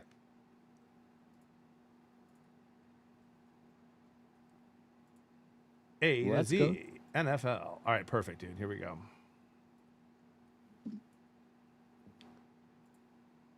All right, let's look. Cuckoo. First game we're going to take a look at here is Thursday night's game, Patriots-Jets. Gosh, that one's going to be super fun. The Jets right now are favored by 6.5. Yep. Jonathan? Go ahead, dude. I feel like that was some shade thrown at the Patriots, man. Oh, they've been boring to watch for 2 straight weeks. They're playing well for their coach, but they're not fun. I don't know, man. I think that close games, they're getting 20-point games, and they're close. And I think that's very fun, especially out of a team that you didn't expect to do well. So I'm going to love this game. I'm going to love watching the Jets on offense, and I'm going to love seeing the Patriots respond. I think this is going to be a great game to watch. See, Ty, you're forgetting that it's on Thursday Night Football. I don't care. You know what I mean? Like, Thursday games are notoriously just bad. I understand. I get it. And I'm hoping, though, that this one isn't. Patriots. I hope you're right, man. Over-under 38.5. Jets minus 6.5. I love the Jets. What do you guys like? Yeah, obviously, I love the Jets here, dude. Like, clearly, I think that they should have won week 1 against the Niners if Aaron Rodgers was a little bit more in the groove. And if they could have got stopped more, into a flow on offense. And I think that they dominate in this game, personally. I like the 6.5. I mean, yeah, I like the Jets. minus 6.5 too. Obviously, it's crazy that we're even thinking this, right? It's a lot of the pluses have been making a lot of money. The pluses have made a lot of money. I know. Chris, what do you think on this game, dude? So, Aaron looks pedestrian. Like, he's made some Aaron Rodgers throws already, but he doesn't look anything like he used to. And the Jets, pedestrian, dude, they're not as scary as I thought they would be. And I'm just going to say, I don't think Saleh's a good coach. So I'm worried about the Jets Thursday night. The Patriots have been playing like they know their identity. They know what they want the game to be. I like the Patriots with plus 6.5, but give me the Jets to squeak out a win. Okay. All right. I'm not a huge Saleh fan either. Man, that Titans defense, like that, I think they might be okay. I think the Titans can actually win this week against the Packers. So I don't know. Do you? You don't have Levis jumping over someone and fumbling and throwing another game away in his future? No, but you know what I mean. I'm just saying, I just think that what Aaron Rodgers did against the Titans, I don't think it was as bad as I don't think it was pedestrian. You know what I mean? I think it's a good I think it's a good defense. I'd just go watch him. I didn't watch the whole game. So I'll tell you that for sure. All right. Well, we disagree there. My goodness. I want to talk about like Aaron Rodgers in prime time, dude. It's going to be, listen, I'll watch it. Okay. I'm not going to say it's going to be fun to watch. Hopefully it's fun to watch. All right. Lions Cardinals, dude. Lions Cardinals is going to be at 3:30. on Sunday. Lions are actually road favorites, -2.5. Yeah. Over-under set to a whopping 52.5. Talk about a different over-under than Thursday night's game. Give me your takes, boys, and I want a prediction here. I want a score prediction for this one from each of you. I mean, I'm going to speak from my heart, dude. I think the Cardinals, I don't know, man. My body wants the Lions to win this game and come out hot, right? And to set the tone for like our talent and what we could do. I think that we are notorious for sucking the fattest schlong against mobile quarterbacks. Case in point, Lamar Jackson. Last time we played him, 40, and he's way more like mobile than Mahomes, in my opinion. Like he'll choose to scramble more and have more designated plays where he's just going to scramble. I think that Kyler destroys us. I think that we get crushed here. So I love the Cardinals money line or the +2.5. I do. There's a very good chance. Again, there's a very good chance that, like in Lions fashion, somehow we come. I don't know. We find our stride and our offense this week. Again, Chris, you said our defense was looking good, but we also still haven't played like Baker Mayfield. I don't consider Baker Mayfield a mobile quarterback. He's an athlete. He'll run the ball. He'll get the first down, and he's a tough dude. Yeah. Like, I think Kyler is going to carve us up. Yeah, dude. So to go on what Tyler was saying there, if I think Aaron Rodgers is pedestrian, Kyler Murray looks like the best quarterback in the NFL right now. Yeah. He's seeing the field well. He's leading his receivers. He looks faster than he's ever looked on the ground. Like his scrambles, you blink and he's past the first down marker, and then you just wonder how many more he's going to pick up after. But remember, the knock about the Cardinals coming into the season wasn't Kyler Murray, right? It was that 32nd ranked defense. And right now, Budda Baker has been playing out of his mind. Like he has been carrying them, right? But we're a run first team. I think we have a lot, Tyler, a lot of advantages offensively against that defense. So if you're asking me, hey, in 4 quarters, can Hutch wreck a drive here or there? Can someone make a play? And then I think Goff has to play perfect. I'm going to say like 28-27 Lions. So give me the Cardinals point with the points. John, you're muted. Thank you. I am I'm going to take some heat for this one. And that's okay. I'm okay getting clipped and canceled and called a homer here for my take on the Ravens destroying the Cowboys this weekend, and I'm perfectly okay with it happening here. The last time we played the Cardinals, we were 2-11, and they were 10-4. Kyler Murray started that game. The Cardinals were trying to make a massive playoff run that year. Kyler Murray was 23 of 41 for 257 yards and a touchdown. Jared Goff threw for 216, 3 tutties, 0 picks. Kyler Murray had a whopping 4 rushes for 3 yards. That was Call of Duty. That was Call of Duty. Listen, I've loved Kyler since day one. I've loved him since he came into the league. I love Kyler Murray. He's my starting quarterback in fantasy. I think he's a baller. I drafted him for that reason. But we're not going to let him run. We didn't let him run last time when he was on a 10-4 team. We're not going to let him run. He's going to run. Give me his under. Give me his under on his rushing yards. Slam is over. Give me the under on his rushing yards, and give me the Lions 35-20. John, we smack them. Baker Mayfield ran all over us. We weren't trying to stop Baker Mayfield from running. We weren't trying to stop him. We're going to spy him. We're fast. We tried to spy Lamar Jackson, and Lamar Jackson made us look like a high school football team. Dude, I love this. You guys just got 3 completely different takes on the Lions. We're going to smack them, baby. We're back. We're not losing to the Cardinals, brother. And I love Kyler Murray.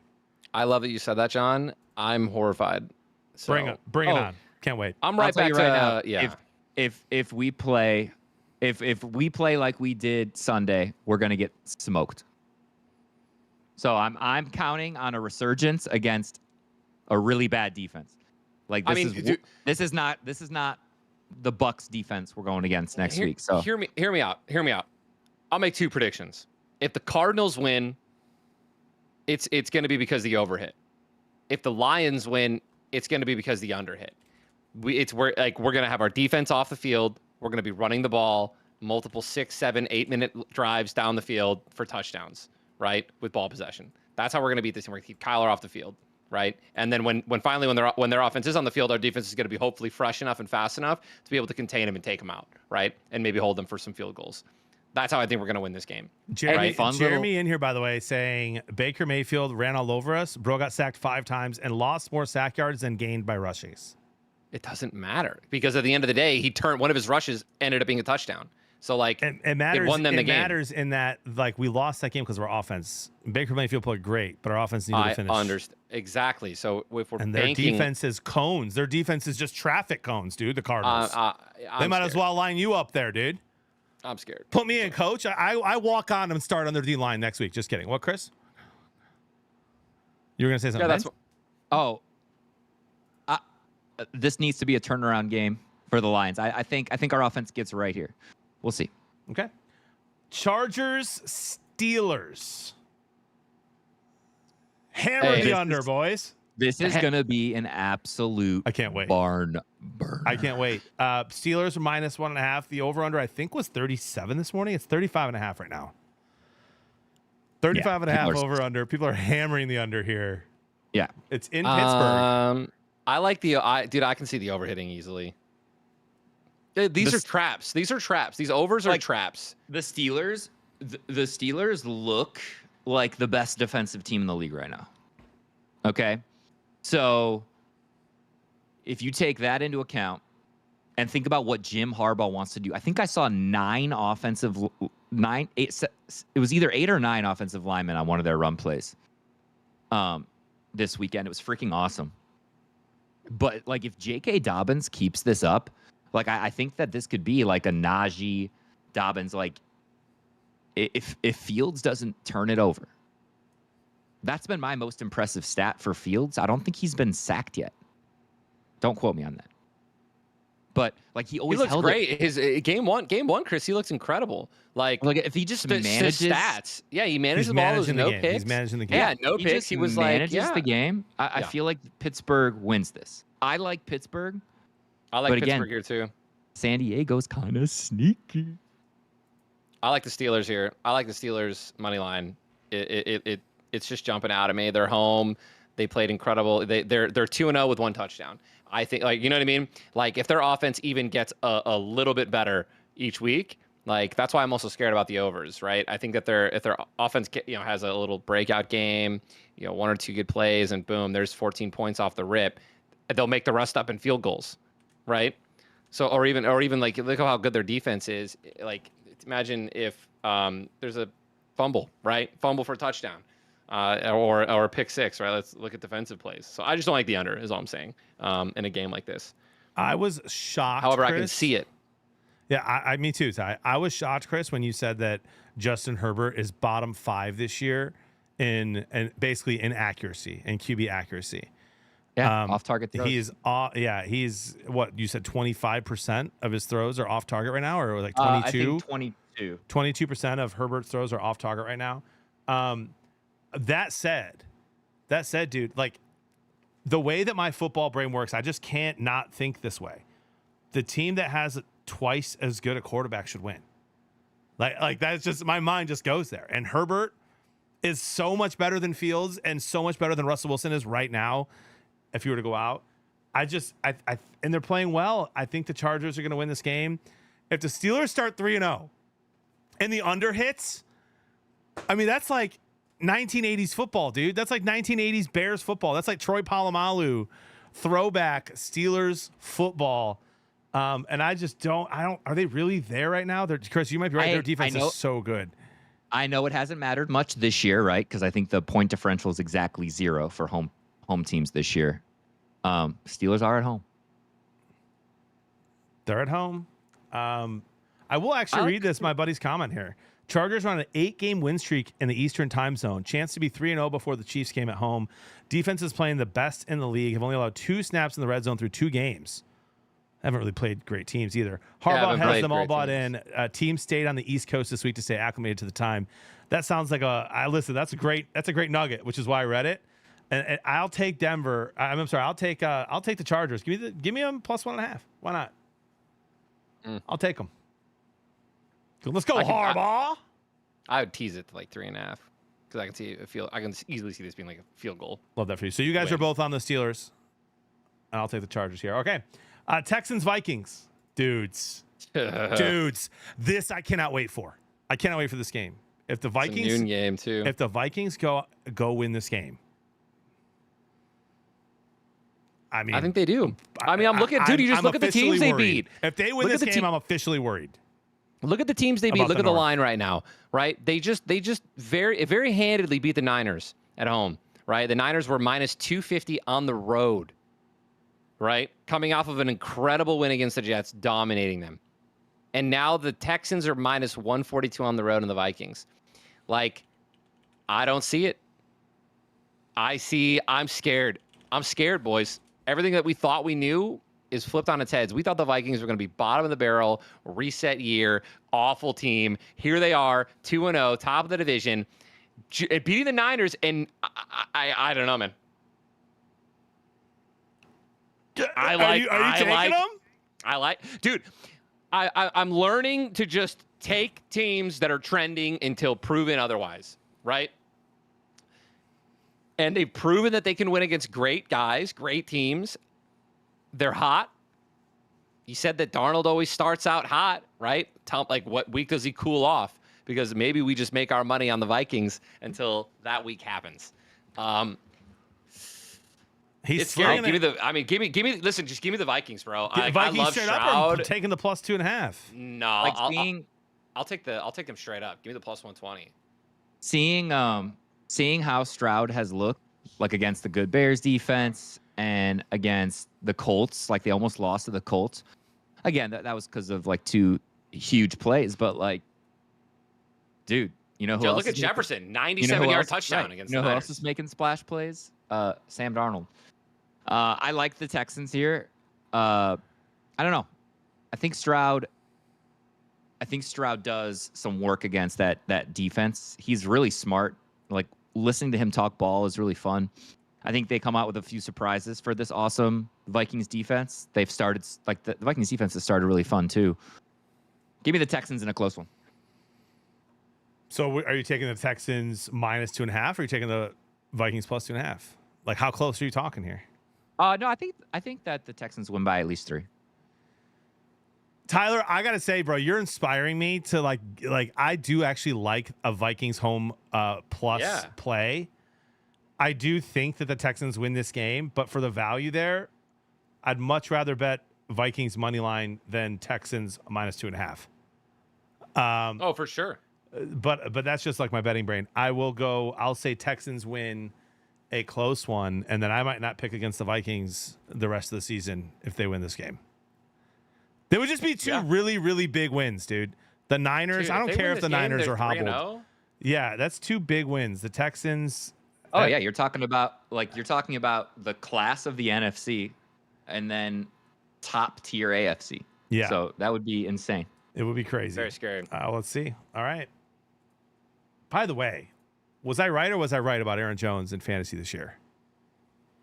Yeah, he's looking good. But I also love consistent. I also love Ty Chandler if he goes down. I know you do, but he's not going down. Another big game, guys. I mean, really, the rest of them that we're talking about, the last 4 here are nuts, and then we'll do our lock of the week and our Thursday night parlay. Oh. Eagles Saints. $1 million on Saints money line. Shut up, dude. $1 million on Saints money line. You're picking them straight up. So hold on. Right now, the Saints are $1 million on Saints. 2.5 at home. Over under 49.5. I'm all in on the Saints. You're all in on the Saints. I'm all in. I listen. I saw what I needed to see on the Eagles. Just a fucking, sorry for swearing, just a crutch of a team, dude. Still crutching on their tush push, right? It's still just leaning on the tush push, bro. I think that they will. I'm not joking, dude. I will stand by this. I think that the Eagles will never, ever amount to anything until they erase that play from their brain. I'm telling He you, hates dude. it so much. I'm telling. I know it, dude. It's a crutch, bro. I think that no matter what, I think that the players, I think that the coaches, I think that no matter what, they're constantly thinking, how do we get this to 4th and 1? And when it doesn't work, they're like, well, now what do we do? Let's get tricky. Let's do, like they could have ran, and then the coach debacle to not run that ball and they lose the game. Like, they're idiots. I'm sorry. Like, that's just not I don't know. The Eagles, they're dead to me. Their Eagles are dead to me. I think they always have been. I said I don't hate teams. I think I hate the Eagles. Oh my gosh. I'm just gonna switch it up, dude. So Navi the girl is giving her stamp of approval on a Saints money line. Oh my gosh. Navi's team Saints. So Saints, without Lattimore last week, Eagles without Brown. So that's kind of a wash. Well, maybe Laddie comes back. Brown's definitely out another week. Give me the Saints, man. I like the Saints straight up. Okay. The Eagles are going to win this game. And, on the road. And the Saints are going to come crashing back down to earth, dude. It can't be this real. It can't be this real. They can't be doing. They put up the most points in the NFL by a lot. I know. It's just I just don't think it's top 5 all time through 2 games. I just don't think it's sustainable. First of all, one of those games was against the Giants, the Panthers. The Panthers. Yeah. Okay. Yeah, and then they did it against Dallas. All right, but Dallas got blown out 4 times last year. John, it's called proof of concept. It doesn't matter. It's called proof of concept, Jonathan. It's called proof of concept, okay? Give me the Eagles. The proof of so they did it against the Panthers. Okay, that's not proof of concept, right? Nope. They did it against a shit team. John, they did it against the Dallas defense. That is proof of concept that they can do it against a good team. I don't care that Dallas. What defense scares you more, Philly or Dallas? Philly. Wow, you're out of your mind. Philly, Dallas. Outside, I've watched both Dallas games. Micah Parsons is the only one doing anything out there. Did you say CJ try to tackle Mooney? Don't care. Dude, that was awful. That was embarrassing. That's a good Falcons team. Embarrassing. Falcons is not. That is not good. That was a terrible throw. That was an underthrown throw. Dallas defense. Yeah. Nope. I'm out of your mind. Listen, give me. I think the Eagles are going to win. And I can't wait to watch that I'm not saying that that's a bad pick, John, but I think your reasoning is bad. That's fine. Let's go. Go Eagles, baby. Plus 2.5 all day long. Cry Eagles cry, dude. I'll take them. I love it. Cry Eagles cry. Cry Eagles cry, bro. Listen, until you guys get, and dude, quote me. I want this to blow up. I want this to go viral. I want Eagles fans to hate me. Until you guys get rid of that crutch of a play, the push. You guys are it is going to hinder your guys' team. It is going to hinder your offense forever. It's like relying on an exploit in a video game and then it gets patched. And you're like, oh, shit, what do we do now? It's awful. I want to be very clear that I really don't hate the Saints. I think this is more to do with the fact that, I have been defending Derek Carr for 8 years. For 8 years, I have been defending him. And the Saints, just every year, they just can't bring it together. Kamara gets hurt, and I have Kamara on my fantasy team. I love him.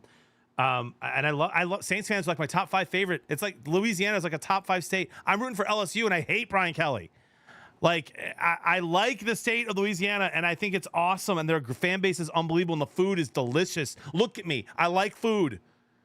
I just am not buying in yet. I'm just not buying in yet, dude. I'm not going to touch that. I've seen Derek Carr too many times do Derek Carr things.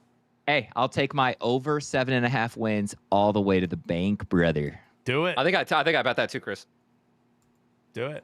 Hey, good thing I think I put I should have put 1,000 on the Panthers under. Their line. Anyway, by the way, guys, the Detroit Tigers just won another one. Another close one, by the way, against that Royals game. Yep, huge. Let's go Tigers. Keep it going. Let's go to a couple more here. Packers Titans, the Malik Willis revenge game, dude. In Tennessee, Tennessee desperate for a win. Give me the Titans. Give me a desperate team at home. It'd be fun to cheer for Malik Willis here, but give me the Titans to pull out their first win of the year. Packers win by 20 if Jordan loves them, by the way. That would be huge for them. Just seeing, maybe with a week to prep with that game film. That's what I was thinking, Chris. I think and how that the Packers plan to use Malik. I don't know. I still like the Packers, man. I do too. I'm gonna pick the Packers. I'm also gonna pick the Packers, dude. Straight up. Yeah, straight up. Wow. Give me that plus 124. The Titans are minus 3, by the way. Listen, I'm gonna tell you right now, gentlemen. I'm gonna make it dogs bark. The dogs are barking. I'm gonna get, and I like and the two that I like the most. It's not very. They're not crazy dogs, but the Packers Vikings. I like it. I even might just. I even might throw the Panthers in that. Oh my God. And get real weird. I'm just saying, dude. Don't throw money. Don't throw money away. I'm not throwing money away. Barking. I do love that though. You know what, John? It's what we said though. I'm never ever betting on the Lions again. Ever. It's not fun. It's not fun. It's not fun to bet on because when they lose, it's even. So I'm pretty sure I'm gonna throw in who the Lions are playing money line in a parlay every week. So it's just like, yep. You know. I hear you, dude. No, don't do that. Don't do that. No, I'm doing it. No, don't do that. Don't be that anyway, guy. That's keep the going, worst. keep going. No, because then you're at the end, and then the field goal happens, and we lose, and you're like, oh well. At least I won $10,000. At least I won $10,000. It's horrible. All right, 2 more games, and then we'll do our locks, then we're done. Ravens Cowboys, dude. I already made my pick, dude. That game, I think the Ravens win by 1 million. Yeah, spread. I don't think they win by 1 million, but I like the Ravens. Ravens are minus 1.5. Cowboys are home dogs. Oh, I like the minus 1.5 too. Me too. Yeah, I like minus 1.5. I would tease that to minus 3. Sure. Have a little fun with it. We're all on the Ravens, huh? Yeah. Yep. Yeah, I just think it's all going to come down to the trenches, and I just think the Ravens dominate that battle. Chiefs Falcons. Oh, dude, I like the Chiefs minus 3.5 here. I mean, I might even take, even without Pacheco, I might even take more points there. Yeah, I just don't. You know, even if you said that the Chiefs are exactly as talented as the Eagles, I don't think they make those coaching errors. I think they get the win on Monday night, and I think they're more talented. It's Sunday night. So, no, I mean, if the Chiefs played Monday night, yeah. So give me the Chiefs. And also, they could realistically get 14 wins this year. Yeah. Yeah, give me the Chiefs like minus 6.5. Look at guys, look at John. Look at John's face. Everyone, if you're not watching John's face right now, look at John's face. What are you about to say, dude? Give me the Falcons. You're out of your mind. No, give me the Falcons. At home, prime time. That crowd's going to be nuts. Chris Jones might physically eat Kirk Cousins. Give me the Falcons. He might actually get a fork. Give me the Falcons. Give me the Falcons to win that game. I'm dead serious. Listen, you guys can look at me all you want. Chat, you look at me all you want. Say whatever you want. You realize that if any of us would have picked any of those 7 upsets that happened this week in our show last week, everybody in the chat and all of us would be like, "You're an idiot." Like it's ball, dude. They're in Atlanta. Bijan, he's running the ball like crazy. I think that they have a chance. I think they have a chance, and they're at home plus 3.5. Dude, come on. I'll take the 3.5 for sure. I will be picking them in the money line as well. Okay, Falcons, baby. Bold, man. I love it. We can't agree on everything, guys. Can we agree on one thing? We didn't agree on almost any of our picks this week. I know. That's why it's getting fun here. All right, we're almost done. We got to do our locks, guys. There's no such thing. No such thing as a lock. No such thing as a lock, guys. We're going to do our favorite picks. We're going to do our favorite picks. Our picks that we like the most. Can we win one? Can we win both of these, please? Can we just be smart? Wait, weren't we doing our survivor picks too? Yeah, we need to do that too. I'm actually still alive. Yeah, I'm 2-0. Me too on the survivor. Just in case people have been tailing us in survivor. Yeah, let's do that first actually. So guys, survivor, if you're in a survivor pool, you have to pick a winner every week. If you don't pick a winner, you lose. You're out the whole rest of the season. I'm 2-0. I can no longer pick the Steelers or who did I do week 1? I think I did. Anyway, I'll look it up. But yeah, it's actually kind of nice who I've used. I've used the Seahawks. I don't even know who I've used, John. Unless used you're the Chargers. I used the Chargers, and I used the. I used the Seahawks. Thank you, chat.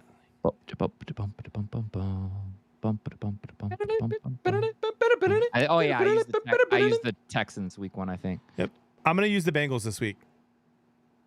The Dangles? Yeah, I'm gonna use Bengals. Yeah, they're 0-2. I don't want to use them later in important games. They're playing the Commanders. They're 7.5 point favorites. Give me the Bengals. There are 3 teams to target when you do something like this. You target the Giants, you target the Broncos, and you target the Panthers. Yeah, the Panthers. And you've already seen, right? I think the Panthers of those 3 is the most dangerous to attack this week. So I'm going Buccaneers to beat the Broncos as my lock of the week. I like it. Same. I mean, I don't know. I mean, yeah. Cool. All right, guys. We're each going to make a favorite. Let's go. You can do whatever you want. Your favorite. It could be a money line. It could be a spread. It could be a player prop. But just one, and we'll parlay these together. Yeah. Okay. For the Thursday night game. Nope. Let's do the regular NFL, and then we'll do Thursday night after. Just regular week. Okay. Oh wow. So just your favorite bet this week. Yep. Oh shit. God, I have so many. Yeah, I know. I like Chris's. I mean, dude, I think the Bucks against Denver. I mean, you could take them at 6.5, but John, you always say you want it under -200. You can tease that to -3.5, and it's -173. And some of the player props aren't out yet. Yeah, okay. Let's just do spreads. I'm doing. Yeah, let's just do spreads. I'll do Ravens -1.5. Ty, what are you doing? I like teasing the Bucks to 3.5, -3.5 against the Broncos. I'm gonna be honest with you, Ty. I like that. I'm just taking them -6.5. I mean, you can do either way. I mean, yeah. I'm just gonna do it a little bit Ty's safer. advice is Bucks -3, and teasing that. Mine is Ravens -1.5. Chris, where's that? I can't find it. They're the Ravens. Got them. Okay. John's gonna hate that one, so just say it. It's whatever you feel most confident in. I don't care what John says. Yeah, it has to be your most confident. Your most confident better not be the Chiefs against the Falcons in Atlanta. Laying points. I thought he was just about to say it is 100% that. Tease the Browns. I like this. To -3.5. -3.5 against the Giants. Yeah. Okay, so all of them together for me is +389. I'm at +479. Oh yeah, but you did the Bucks spread. You did the tease on that too. I did the 3.5. All right, lock it in. I'm locking this in just so I can cheer with you guys, but I want to take the Browns -6. Should I bonus bet this? I mean, I'm pretty confident in these, dude. To be honest. I have three more nukes. I don't want you blaming me. I'm not gonna blame you guys. I'll just put literally just a chill unit on it. So you said Browns -3, Chris? Yep, -3.5. I think they win by at least 4. Bucks 3.5, -3.5, Ravens -1.5. That defense, like if Daniel Jones does, and the way he's looked anything against that defense, I would be incredibly surprised. All right, I'm locked in. I'm locked in at that. Yep, got it. All right, dude. Let's look Thursday night. A little Thursday night football. Thursday night football, guys. Here we go. This one's gonna be fun. I mean, not a fun game, but hopefully we have fun stuff to cheer for. I do think it'll be an interesting game. I'll get mine out of the way, dude. All right. Yeah, go ahead. Give me a Breece Hall anytime tutty. Yeah, that's a solid bet. He's 2 for 2. Love it, John. So this is a really hard game to bet. I got my pick. What do you got, bud? Hang on, Chris. You have a TD score, Breece Hall anytime. I like rushing props. Give me. Where is it? Give me Stevenson or Amandre Stevenson over 66.5. Really? I love that. So yeah. Week 1 he had 120. Week 2 he had 80 yards. 25 attempts week 1, 21 attempts week 2. They're gonna run. and the Niners ran all over the Jets. And it's obviously a huge part of the Patriots gameplay. So, okay, so you ready for this one, guys? Born ready. And by the way, his line is at 66. That's one of the top targeted players, tight ends in the NFL right now. Nice, tight. Okay, 8 receptions against Seattle, 12 targets against Seattle. Like him on the waiver wire this week. If you need a tight end, Hunter Henry to get 4 catches. Oh, and it's plus 105 at 3.5 receptions. I love that. That's why I like it. I know he didn't do too hot in week 1, but they're looking his way. And honestly, like, he's such a solid dude, right? He's solid against a good Jets defense. I think he gets at least 4 catches here. Why is it not popping up for me? I got him. Oh, I got a Breece. So Breece Hall anytime. Hunter Henry, 3.5 receptions. Yep. And Ramondre Stevenson over 66.5 rushing yards. Boom. Plus 575, 3 legs only. I love that. Yeah, I think it's got a decent shot at hitting.